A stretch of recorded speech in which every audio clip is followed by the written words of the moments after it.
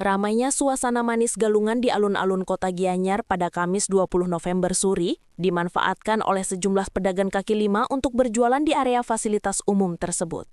Aktivitas jualan di lokasi terlarang itu dinilai melanggar Peraturan Daerah Nomor 15 Tahun 2015 tentang Ketertiban Umum dan Ketentraman Masyarakat.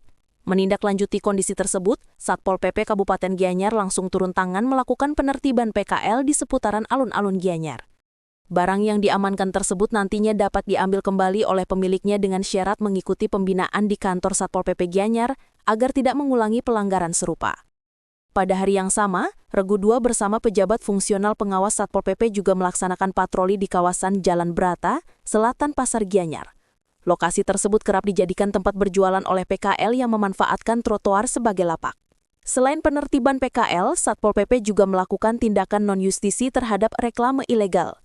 Di Jalan Sakura ditemukan 1 reklame dan 3 banner bisnet yang langsung diturunkan. Petugas turut memberikan imbauan kepada pedagang buah mangga di Jalan Raya Lebih agar tidak berjualan di atas trotoar.